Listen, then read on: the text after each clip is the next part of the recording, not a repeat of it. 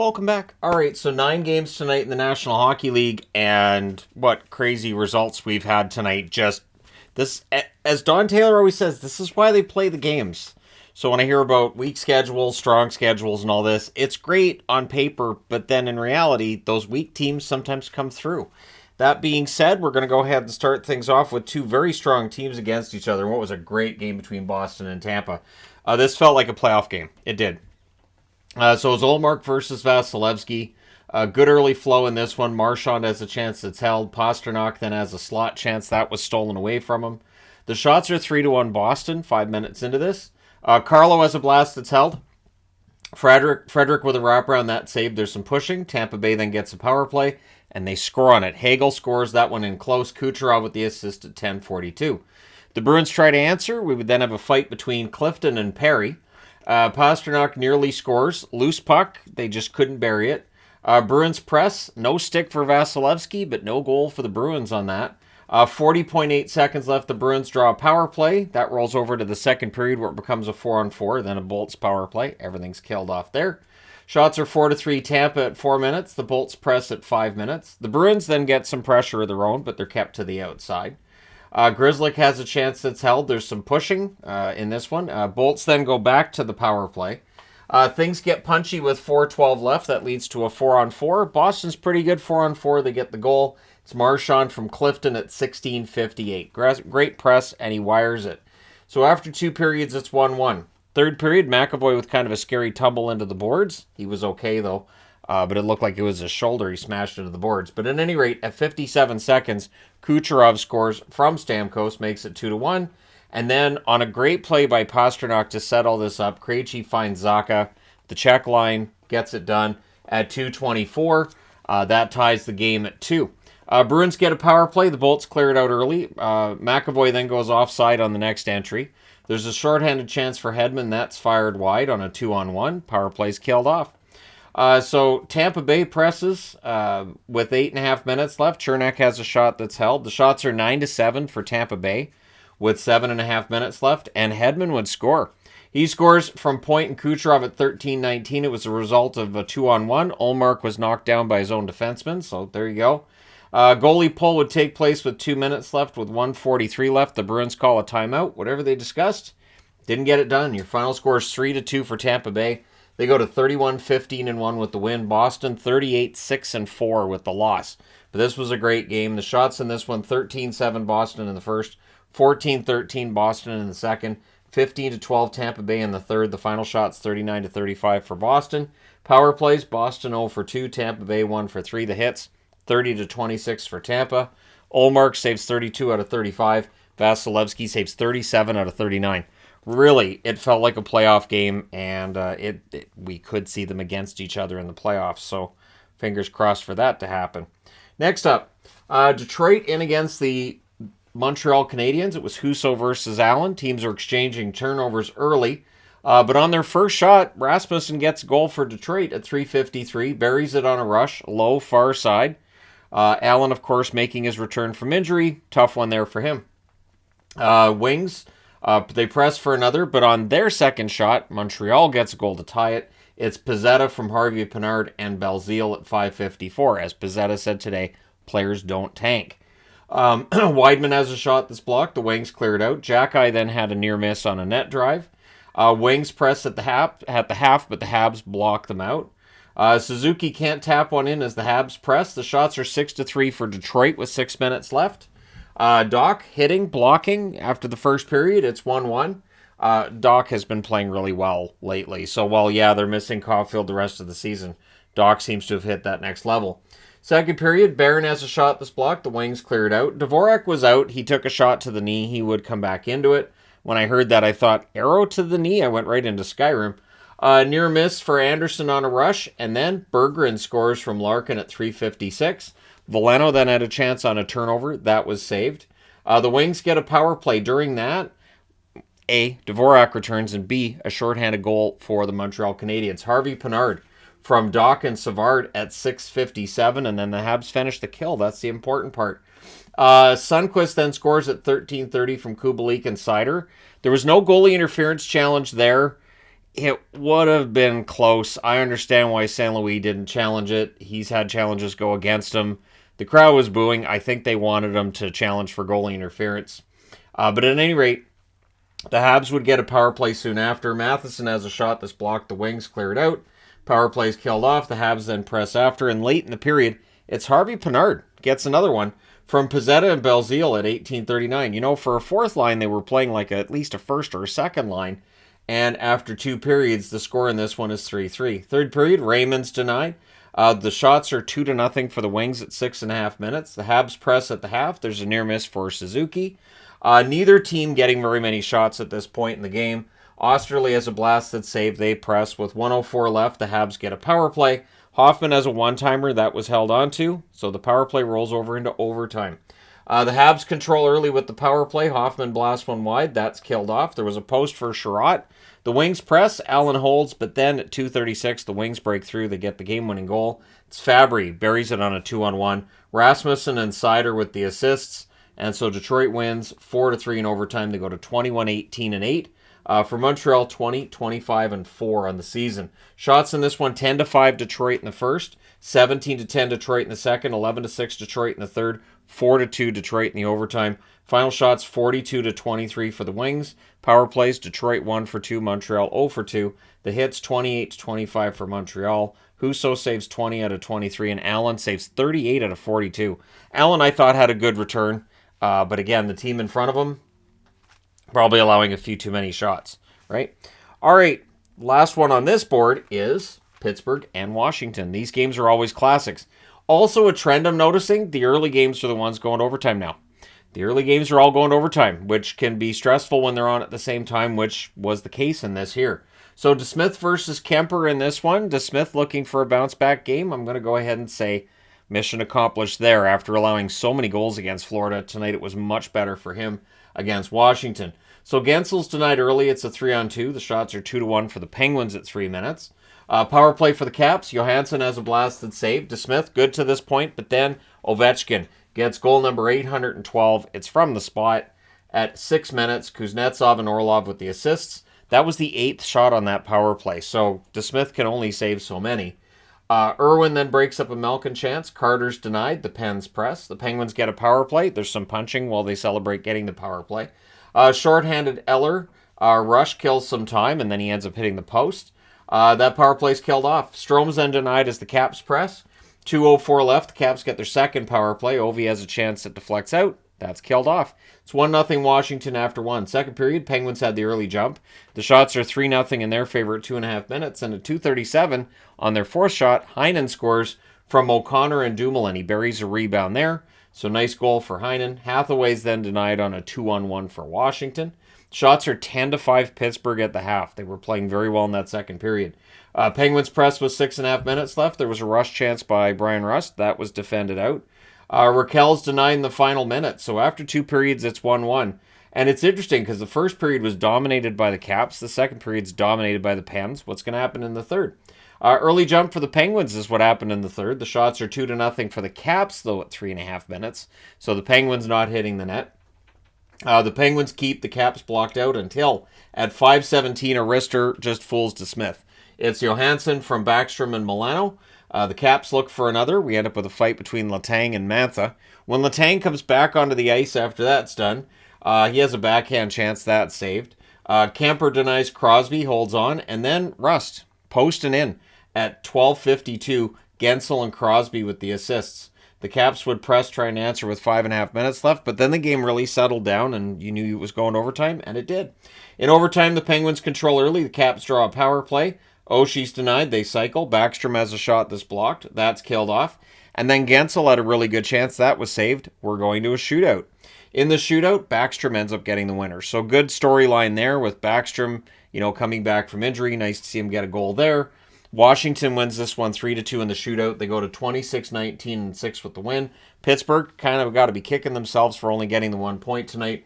They're 24-15-9. So that's 9 overtime or shootout loss points.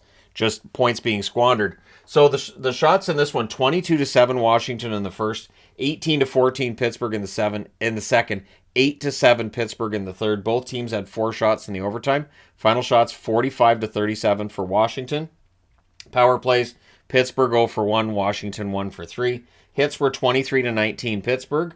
DeSmith saves 43 out of 45, and Kemper saves 35 out of 37. And now, I need to change boards. All right, so next up, Buffalo and Winnipeg. The Sabres, this road trip, they're so good on the road. I've said this about Washington. Well, not Washington. I've said this about New Jersey. I've said it about Vegas. I've said it about Seattle. I want to see this at home. They're road warriors. I want to see them playing this way at home. So it's Comrie versus Hellebuck. Comrie, of course, in a homecoming after signing with Buffalo. Strong early play by Perfetti. The Sabres, though, had the lone shot on net 4.5 minutes in. Morrissey has a blast that's held. We get some pushing there. The Sabres press at 5.5 minutes. Peterka fires one wide. The Jets clear it out. Jets are really having turnover issues at this point in the game. There was a press by the Sabres at 7.5 minutes. Jets get a power play. That was killed off. No shots. There was some momentum for the Jets after that. They end up getting another power play. That one's killed off. One shot on that power play. 14 seconds left. The Sabres get a power play, so that rolls over into the second period. The Jets do finish the kill. They're leading in shots 2-1 at 3.5 minutes. But while the Jets press at 4 minutes, the Sabres would start to take over the game. Power would get the first goal. This is a 3-game goal-scoring streak. He had no goals until then. So Owen Power's picking it up. Dahlin and Thompson with the assists at 10:32. Sabres press with 7 minutes left, and eventually, just all that pressure leads to another goal. Thompson scores from Tuck and Skinner at 14:15. So Thompson with the goal and an assist. It's 2-0 Buffalo, and it is a quiet building in Winnipeg. Jets press with 2 minutes left. Schmidt has a blast that goes wide, but it's 2-0 after 2. Third period, shots are only one apiece at 2 minutes. There were no easy entries for the Jets at this point. Sabres press at 3.5 minutes. The Jets are doing their best to block them out. Olofsson with the turnover chance, that saved. Then there was a post for Skinner and more pressure by the Sabres. Jets, they press at 9 minutes. Cousins gets dazed on a hit to the chin. He exits. Sabres end up getting a power play, and they score on it. It's Olofsson from Skinner and Dahlin at 10 minutes and 30 seconds. And just to this point, the Sabres look dominant. This is one of the most impressive games I've seen any team play in Winnipeg. But the Jets would press for an answer. And another press by the Jets would lead to a power play, and they would score on it. It was Schmidt from Pionk and Lowry at 15:14. So they pull the goaltender with 3 minutes left. Ehlers fires one wide. The puck was cleared. Skinner decided to pass rather than shoot at the empty net. Not sure what he's thinking there, but that pass gets picked off. Barron has a rush chance that's saved, and then Dubois makes it really close.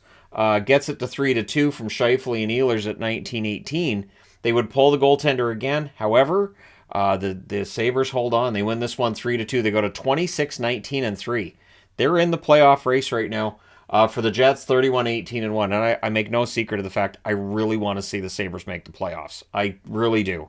It has been so long. In the entire time this channel's existed, they've never made the playoffs. So, the shots, 14, it's my fault. 14-6 Buffalo in the first, 14-5 Buffalo in the second. The Jets had a better third. They outshoot them 10-8, but they were behind by 3, just didn't have enough time. Final shots, 36-21 Buffalo. Power plays, the Sabres 1 for 2, Winnipeg 1 for 3. The hits, 19-10 Winnipeg. Comrie saves 19 out of 21. Hellebuck had a decent night. He saves 33 out of 36. So, really, dramatic results tonight. And good on the Sabres. All right, next up, Nashville at home against the New Jersey Devils. The Devils came into this with only 2 regulation losses on the road all season. It was Blackwood versus Saros. Good early back and forth. The shots are 3-1 for the Devils at 3.5 minutes. Palat has a chance it's held. The Predators press, but they're kept to the outside. Jeannot's denied on a rush. Jeannot started to play better. He's generating a lot of opportunities. Look for him to have a strong second half. At least that's my guess. Power play for Nashville. Yossi has a shot this block. That's killed off. And then Jesper Bratt scores from Hamilton at 10:19.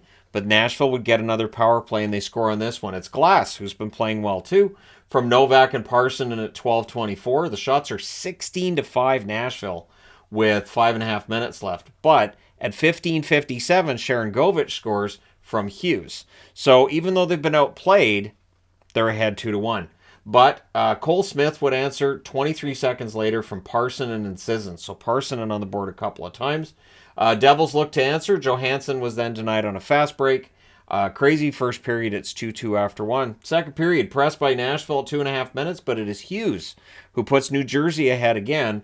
He scores from Zetterlund and Hamilton at 4:06. The Devils are then a crossbar away from a 4-2 lead.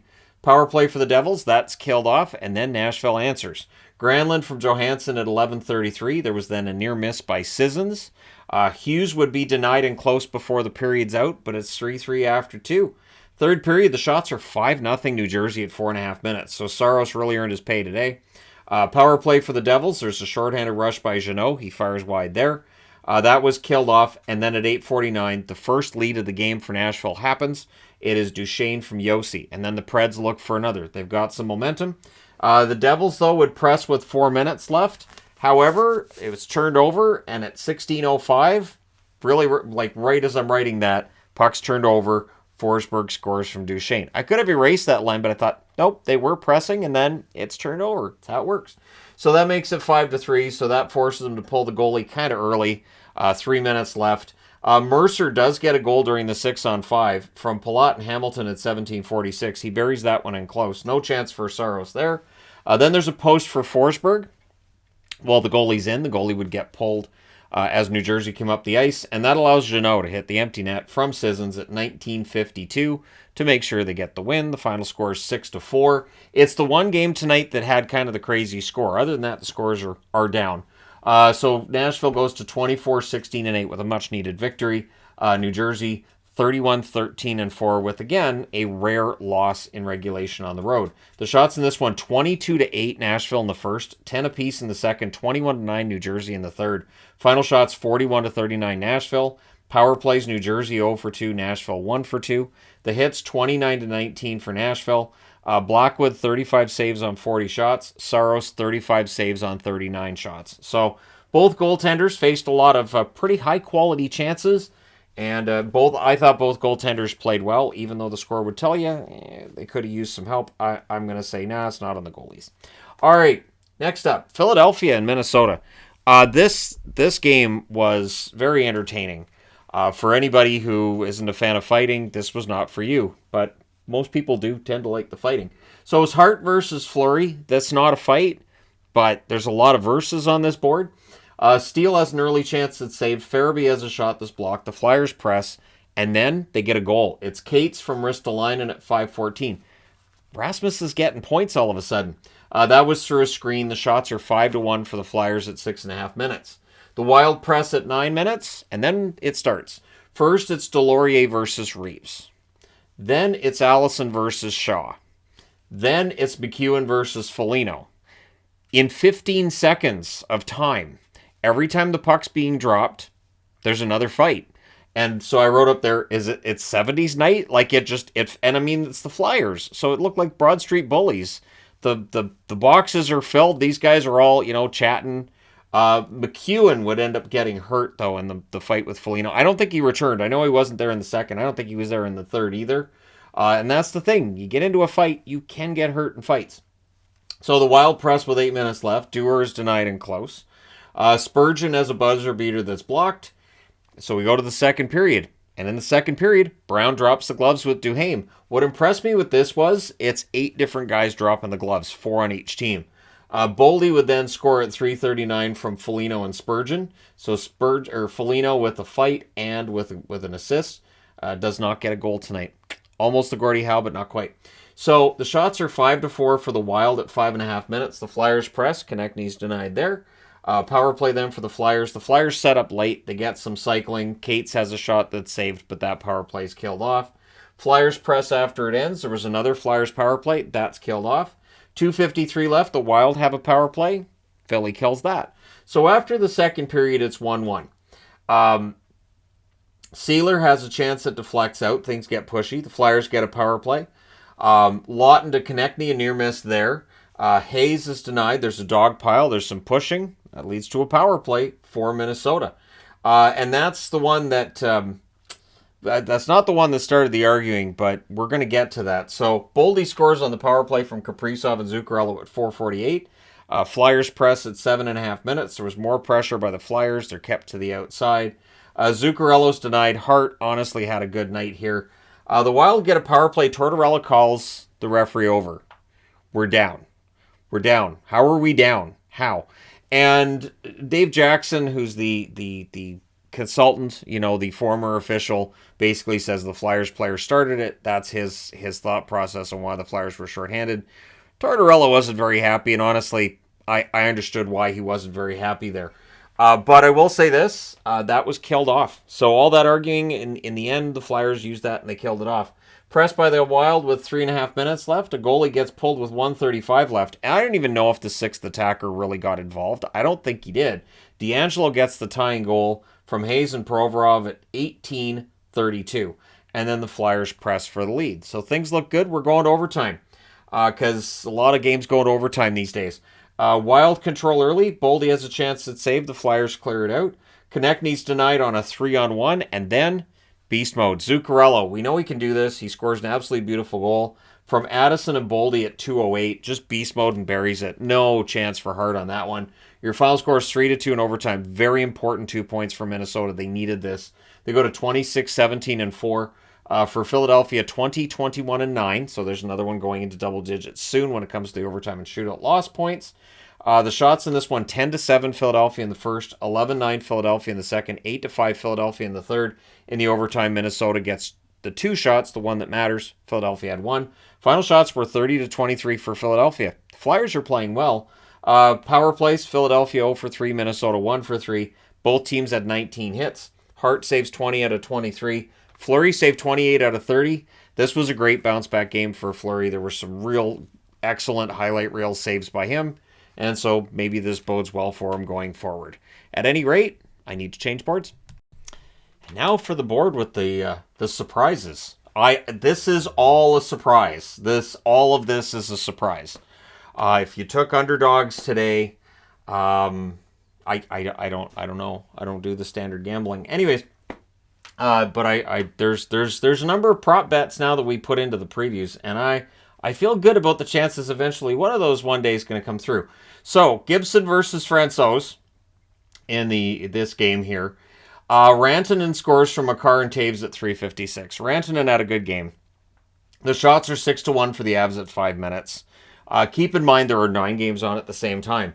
One of the reasons I wasn't paying as much attention to this game was because I thought, well, Colorado's won 6 in a row. They're going to beat Anaheim. They can beat Anaheim. Vetrano scores to tie it from Fowler at 9:46. So it's 1-1 after 1, but the shots are over 2-1 in favor of the Avs. I'm thinking, yeah, they'll still win, right?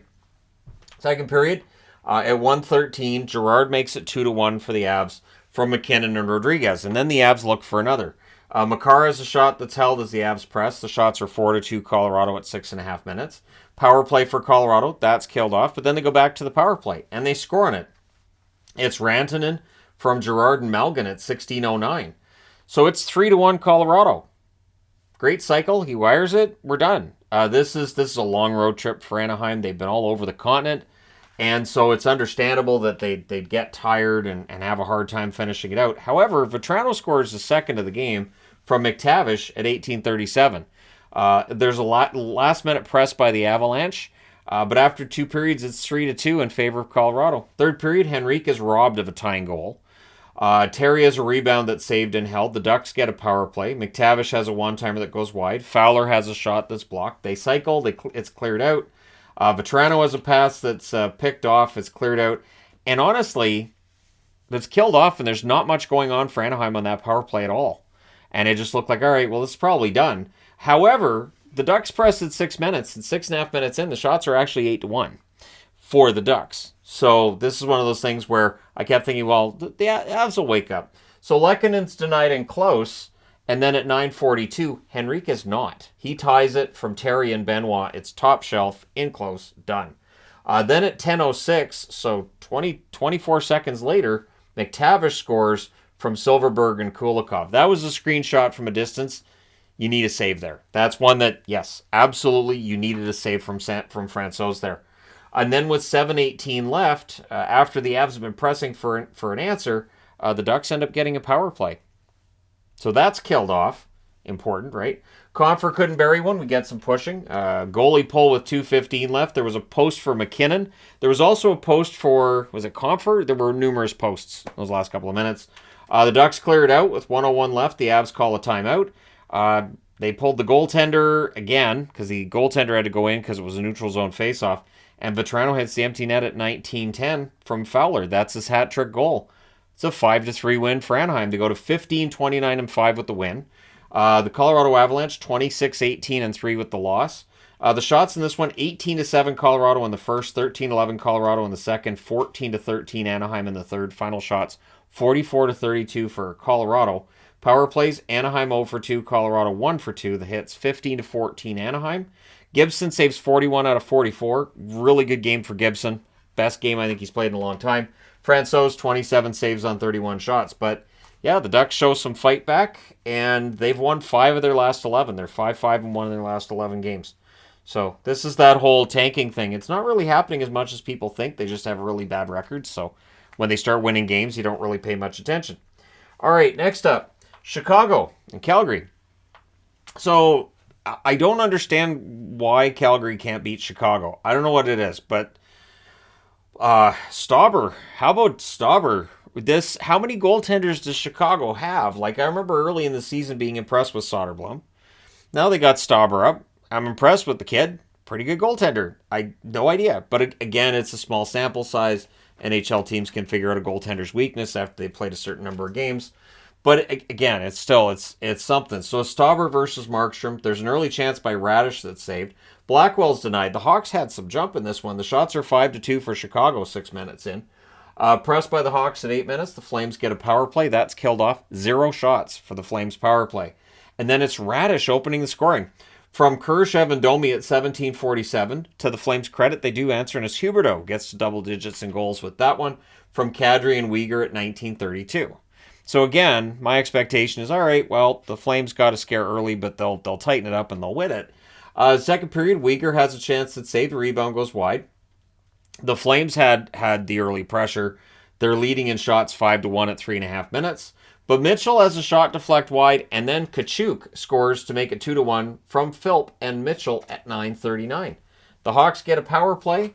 That was killed off, but Dickinson would make it a 3-1 game from Kane at 15:37. And then it's 22 seconds later on a rush, Lafferty scores one from Blackwell and Entwistle. I have no idea. And then there's a near miss for Entwistle. This crowd was pretty much, it was just dead. This was one of the quietest crowds. But again, they had company. The Colorado crowd by the end of that game was done too. This is weird. So we're going to the third period with the score 4-1 in favor of the Chicago Blackhawks in Calgary. And the Flames wearing those wonderful Blasty jerseys too. Early jump for the Flames in the third period. The shots are 8-0 at 3 minutes. 8-0 at 3 minutes. Just wow. Pressed by the Flames, but a brief one. Seth Jones had a chance that was held. Zadorov then has a shot that's blocked. Athanasiou fires one wide on his opportunity. Coleman has a rush chance that's saved. The Hawks are defending the lead pretty well in the second half of the period, although Calgary did get a bunch of shots. Flames get a power play. The Hawks didn't let them set up. They killed that off. 3:55 left. The Flames go back to the power play. It becomes a 6-on-4. That's killed off 2 shots. And then when it's 6-on-5, Murphy hits the empty net from Kachuk at 19:17. That's a 5-1 score, and Chicago's beaten Calgary twice this year. They've already won the season series. They're 15-28-4 with the win. Calgary 23-17-9 with the loss. I guess Chicago coming out of Vancouver were embarrassed, and so they took it out on Calgary.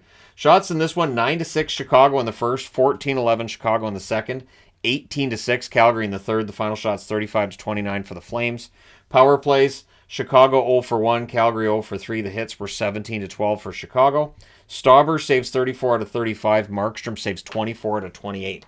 So not a fantastic night for Markstrom's numbers. Stauber looked really good. Again, bizarro world.